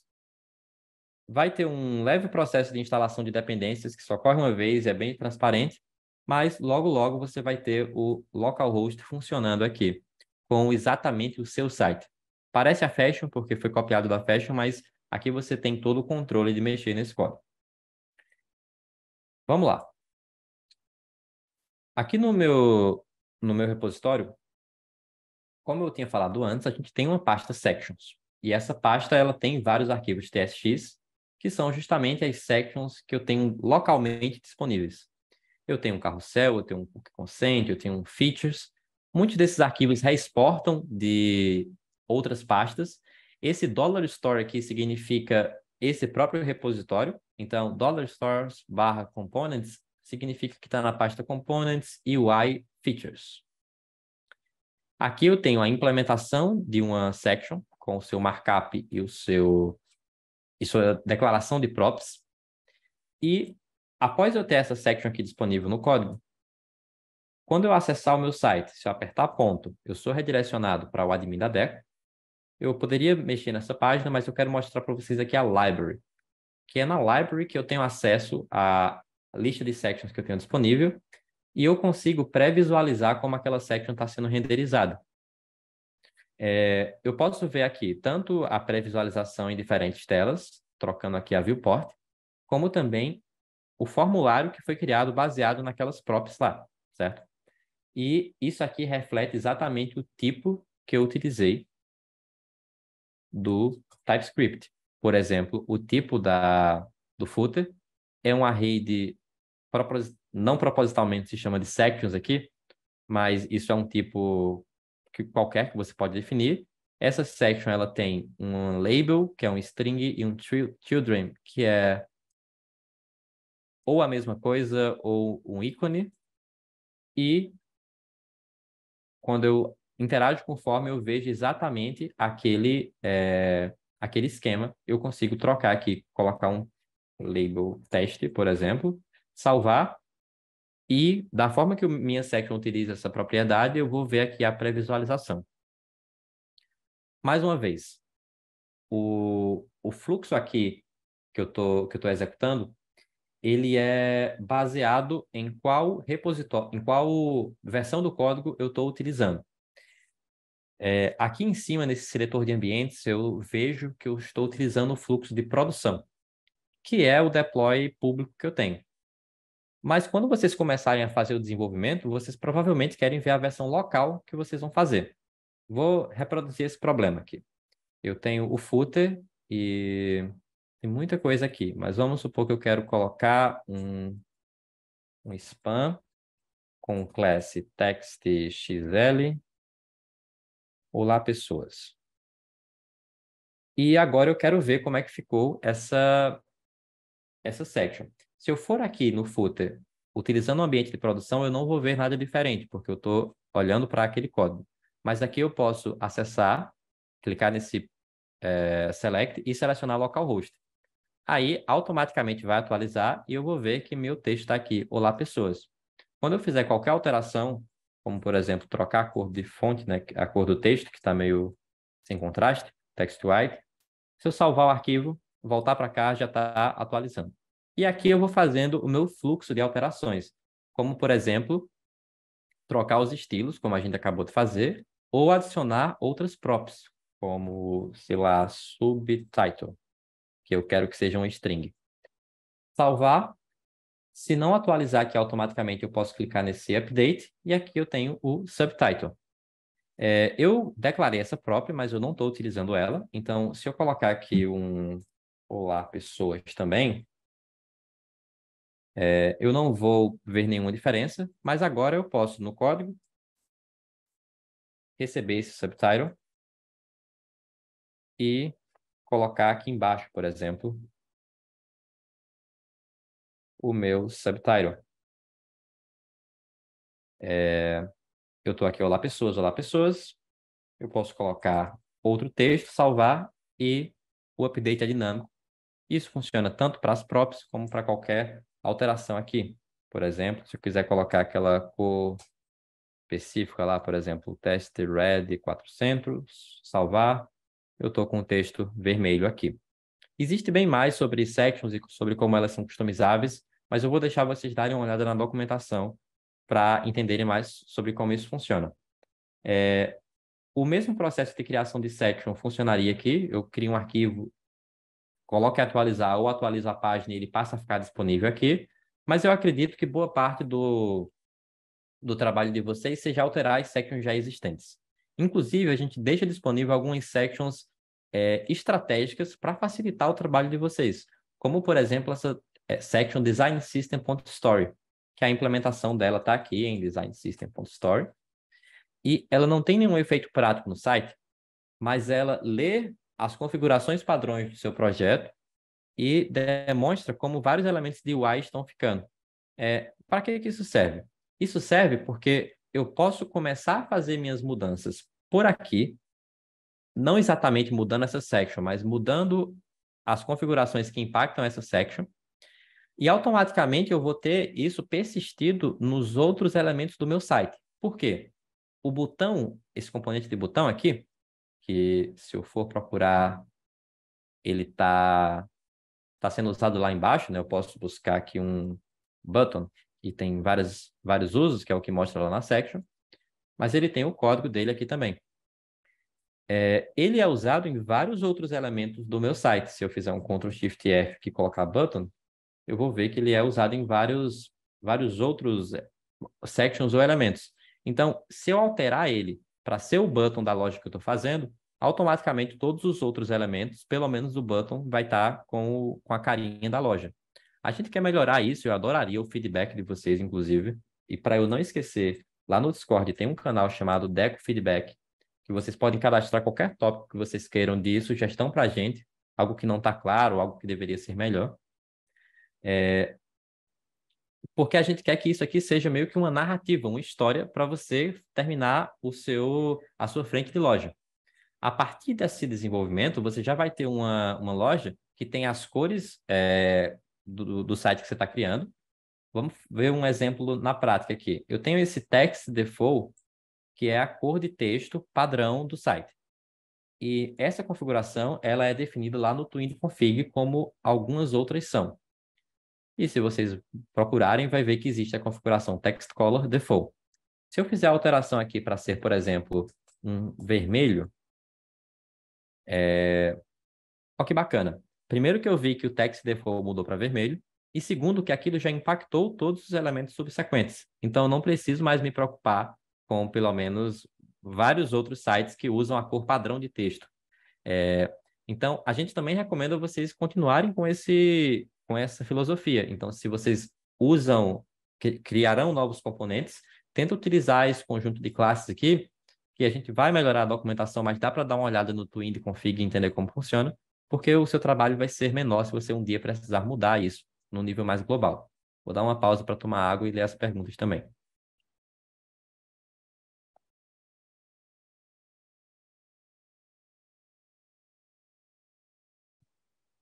Beleza. Aqui a gente tem essas configurações mais básicas, né, que parecem um design system, mas eu tenho também os elementos de fato da minha loja, como a Product Shelf. E essa Product Shelf, ela no momento não está mostrando nada porque eu não configurei ela. Mas antes de configurar ela, eu queria atentar para o fato que tem uma propriedade dela que é um pouco diferente. Ela não é preenchível por formulário. E por que isso acontece? O material de referência disso está nesse conteúdo buscando dados de API. E aqui explica como é que funciona a nossa integração com a VTEX, por exemplo. Eu não vou me adentrar muito por conta do tempo, e tem a documentação e os mentores. Mas o que acontece é que esse componente, a Product Shelf, ela declarou a dependência de uma prop num tipo específico e colocou esse loader return type ao redor. O que é que isso significa? Isso significa que o dado que eu vou receber nesse componente, ele não vai ser configurável num form. Eu quero que ele seja carregado em uma API. E para isso existe o conceito de function da Deco, que eu não vou me adentrar muito, porque talvez vocês não precisem tocar muito nisso, e tudo deve funcionar out of the box, como também já tem documentação sobre esse conceito. Mas, basicamente, aqui no meu admin, quando eu estou configurando essa prop, eu configuro o título como uma string normal, mas no produtos, eu preciso selecionar uma function, selecionar uma implementação de function que retorne aquele tipo. O template padrão da Deco traz integrações padrão com 3 APIs. A API do Shopify, a API Legacy da VTEX, que usa a busca convencional, e a API da Intelligent Search da VTEX, que é o que não tem o nome Legacy. Eu vou selecionar aqui a Intelligent Search.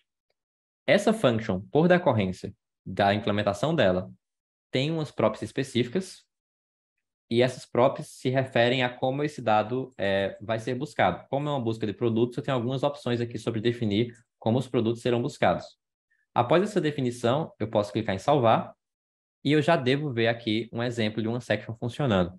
Claro, já está com a alteração que eu fiz de text default, mas aqui eu posso começar a mudar a UI. Como é que eu sei onde é que está a UI disso? Para alguns casos aqui, não são todas as sections que a gente está com isso, você pode clicar aqui clicar nesse Inspect aqui em cima, ele vai abrir o VS Code exatamente na section responsável por aquele código. E aqui, às vezes, você precisa seguir o fluxo, né, de chamada. Segurar o Ctrl ou Command e clicar no botão. Aqui eu já tenho acesso ao código dessa shelf. Bacana. Esses produtos estão sendo buscados da conta de testes da VTEX que a gente utiliza. E vocês vão querer utilizar os produtos da conta que vocês escolheram. Então, eu vou passar rapidamente agora sobre a configuração da VTEX para a conta, que tem alguns nuances que eu preciso explicar. Vou utilizar os meus últimos 2 ou 3 minutos. Antes disso, tem alguma pergunta sobre o que eu já falei?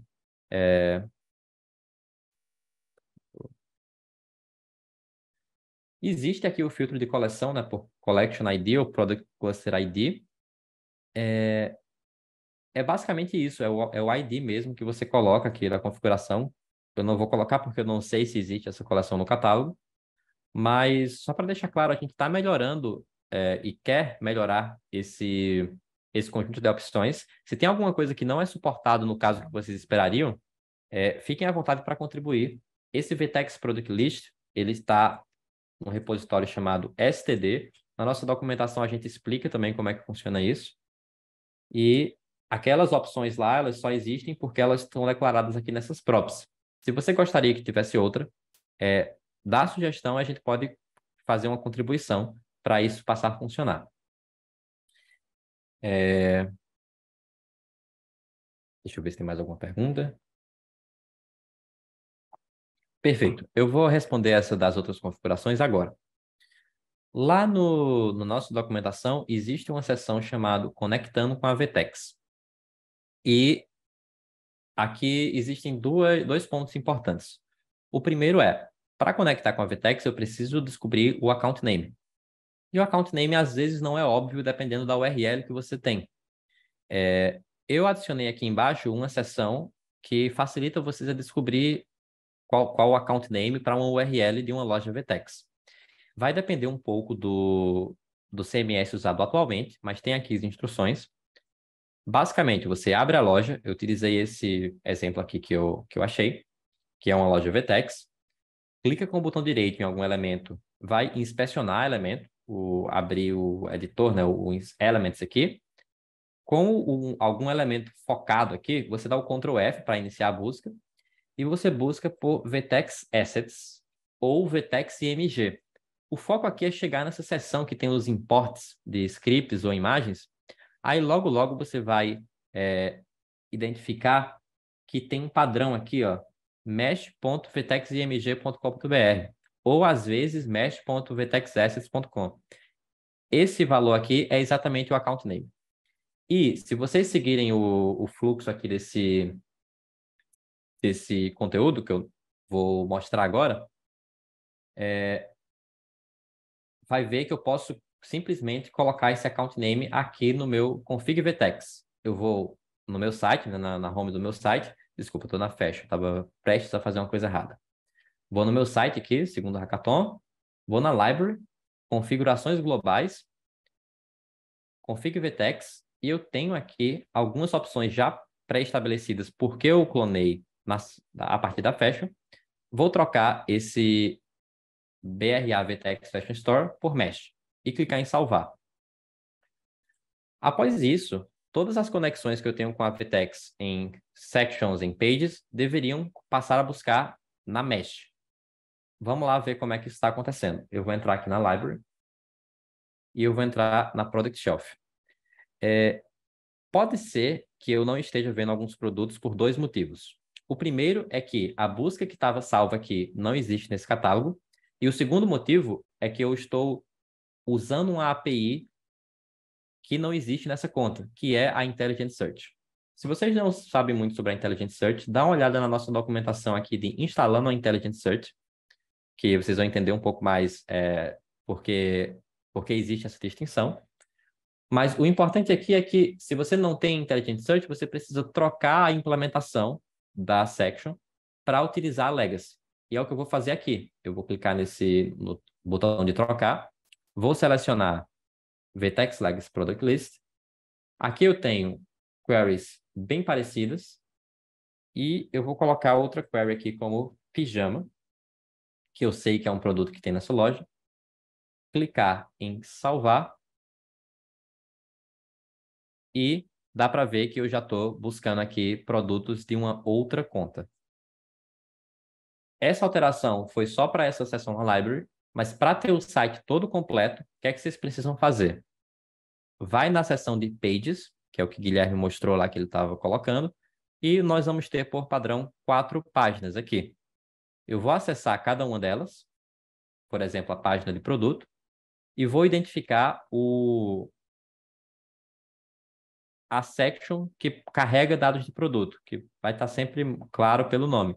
Eu tenho aqui, por exemplo, a Product Details.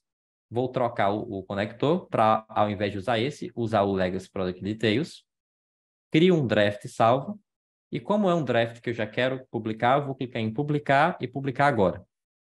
Vou fazer isso para a minha página de produto. Vou fazer isso para a shelf da minha home também. Vou colocar aqui Legacy, Pijama 4. Publicar. Vou clicar no Preview. E agora eu tenho uma shelf com os dados dessa nova loja que eu configurei. E quando eu clico na página de produto, ela já está configurada e funcionando perfeitamente. Se tiverem qualquer dúvida nesse processo, fiquem à vontade para chamar os mentores. Eu adoraria feedback sobre as documentações, se elas estão claras ou não. Pode deixar lá no feedback. E acho que é isso. Existe alguma pergunta mais? Precisa inserir API Key e token? Não. Todas essas chamadas que a gente usa para renderizar a loja, elas são públicas, usam a API pública da VTEX. Então, eu só preciso do account name. Se você quiser criar algo customizado, dá uma olhada buscando dados de API, que aí talvez precise API Key e API Token, mas aí a gente pode conversar sobre cada caso pontual.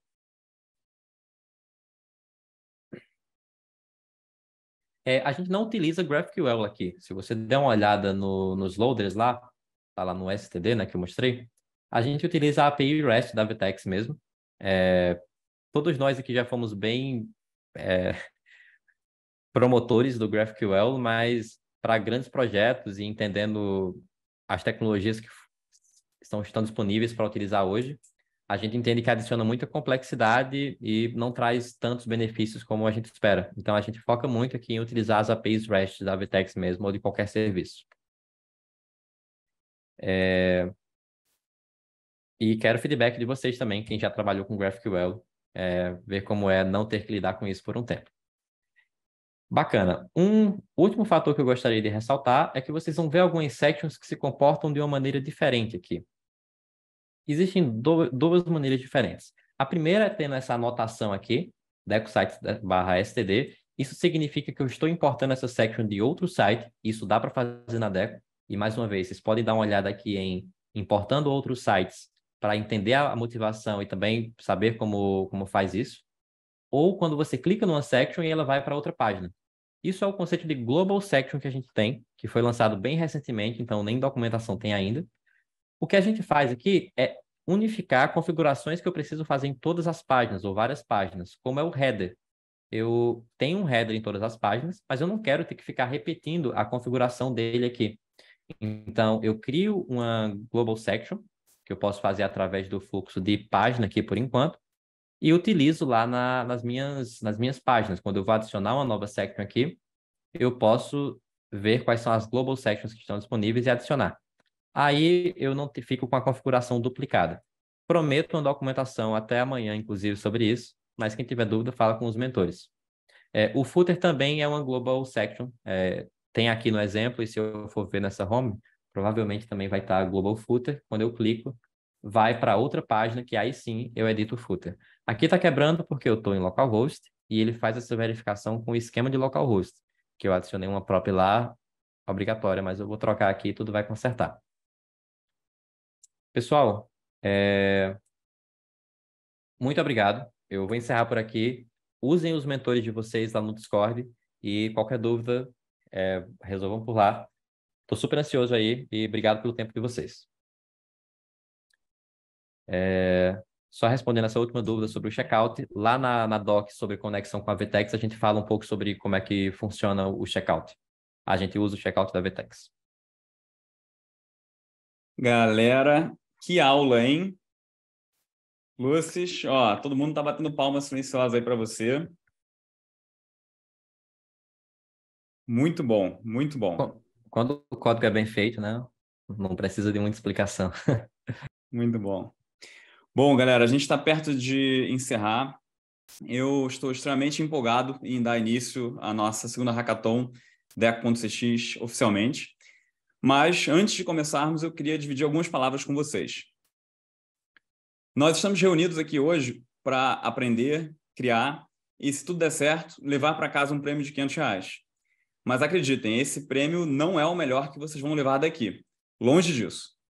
A verdadeira recompensa é a oportunidade de adquirir novas habilidades que os diferenciam e os elevam a outro patamar como desenvolvedores e desenvolvedoras. E ainda maior que isso, a oportunidade de protagonizar a próxima geração de desenvolvimento web global. Me explico. O estado atual de complexidade acumulada no desenvolvimento web é insustentável. Os anos de desenvolvimento na câmara de eco dos frameworks JS geraram uma enorme fricção, uma grande barreira de entrada para desenvolver web apps, que eu sei que todos vocês já sentiram. Cada vez é necessário aprender mais frameworks, padrões e bibliotecas para ser minimamente produtivo. O tempo de build de sites baseado nessas stacks limita a nossa criatividade no dia a dia. Além disso, temos grandes dificuldades de entregar sites performáticos. Não precisa ser assim. Vivemos um momento único agora na história do desenvolvimento web. Deno está no início de uma revolução que transformará a maneira como criamos e entregamos experiências digitais. E nós temos a chance de aproveitar essa janela de oportunidade para nos destacarmos no mercado global. Todos nós aqui. Deno, junto com as tecnologias como Fresh, Tailwind, que o Lúcio acabou de apresentar, representam a esperança de uma nova direção. Essas tecnologias nos mostraram como é possível ser simples e eficiente. Estamos vendo nascer o próximo Node.js diante de nossos olhos e estamos convidados a participar e co-criá-lo. Por outro lado, a demanda global por digitalização só acelera. Demanda por projetos, demanda por sites, demanda por pessoas desenvolvedoras. E nós temos muita oferta de talento brasileiro. Jovens pessoas desenvolvedoras, muitas vezes com dificuldade de se colocar no mercado de trabalho, apesar de seu grande potencial. Nós temos agora a oportunidade de atender essa demanda, mostrando o incrível potencial dos desenvolvedores brasileiros. Não precisamos apenas seguir as tendências, podemos liderar e nos tornar referência mundial na criação de experiências digitais de alta performance. Mas a nossa responsabilidade não termina com o domínio dessas tecnologias. Para promover uma mudança estrutural, não basta garantirmos o nosso próprio sucesso.